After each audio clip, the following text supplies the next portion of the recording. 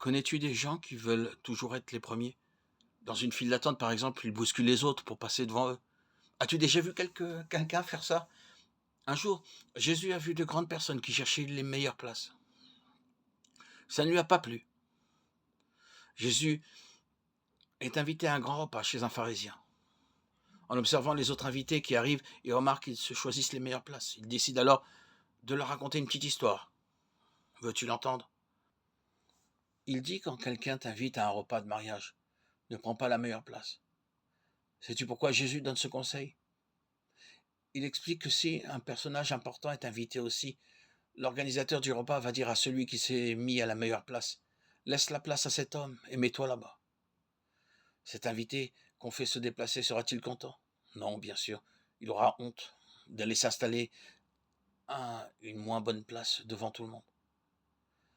Jésus veut faire comprendre qu'il n'est pas bien de vouloir la meilleure place. Alors il ajoute, quand tu es invité à un repas de mariage, va t'asseoir à la dernière place. Celui qui t'a invité te dira, mon ami, monte plus haut. Alors il y aura de l'honneur pour toi devant tous les autres invités, quand tu iras t'installer à cette meilleure place. Luc 14, 1. Luc 7, 11. As-tu compris la leçon de cette histoire? Prenons un exemple. Imagine que tu montes dans un bus où il y a beaucoup de monde. Vas-tu te précipiter pour avoir une place assise? Et tant pis si une personne âgée reste debout. Jésus aimerait-il que tu te conduises ainsi? Certains disent que Jésus ne fait pas attention à nos actions. Crois-tu que c'est vrai? À ce repas chez le pharisien, il observait les invités qui choisissaient leur place.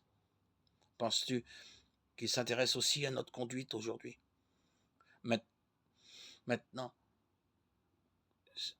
quand on essaie de passer avant les autres, ça crée parfois des problèmes.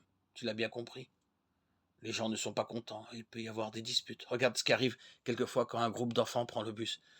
Dès que les portes s'ouvrent, ils se précipitent tous pour monter les premiers parce qu'ils veulent les meilleurs sièges. Ceux qui sont près des fenêtres, bien sûr. Qu'est-ce qui risque de se produire alors? Des disputes. Voilà, être le premier n'apporte donc rien de bon. Te souviens-tu de ce qu'il s'est passé entre les apôtres de Jésus au chapitre 6? Nous avons vu qu'ils se sont disputés pour savoir lequel d'entre eux était le plus grand. Qu'a fait Jésus? Il les a repris. Mais plus tard, ils se sont disputés de nouveau.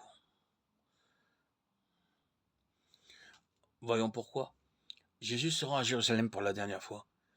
Il est accompagné des apôtres et de quelques autres personnes. Comme il leur a parlé de son royaume, Jacques et Jean s'imaginent déjà rois à côté de lui. Ils ont même dit à leur mère, Salomé, Matthieu 27, 56, Marc 15, 40. En chemin, Salomé s'approche de Jésus, s'incline devant lui et lui demande une faveur. Que veux-tu, lui demande Jésus.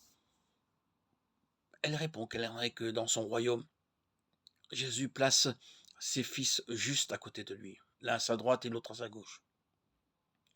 Mais voilà que les 10 autres apôtres apprennent ce que Jacques et Jean ont fait demander par leur mère.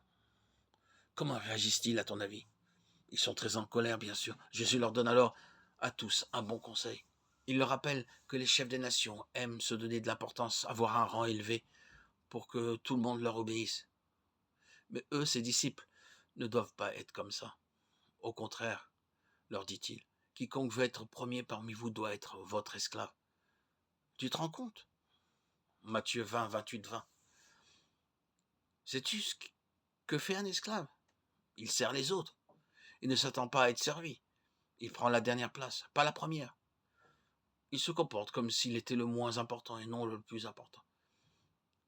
Et Jésus dit bien que quiconque veut être le premier doit se conduire envers les autres comme un esclave.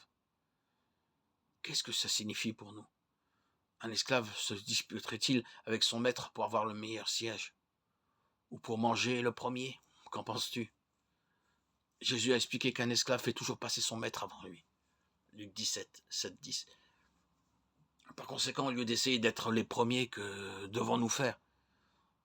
Nous devons être comme des esclaves pour les autres. Ça veut dire faire passer les autres avant nous et même considérer qu'ils sont plus importants que nous. Vois-tu de quelle façon? Reprends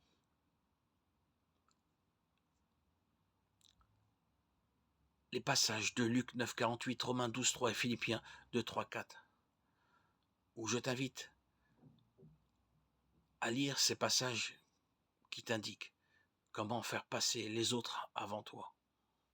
Souviens-toi que Jésus faisait passer les autres avant lui, en se mettant à leur service. Par exemple, le dernier soir qu'il a passé avec ses apôtres, il s'est agenouillé, leur a lavé les pieds. Si nous aussi nous faisons passer les autres avant nous en leur rendant service, nous ferons plaisir à Jésus.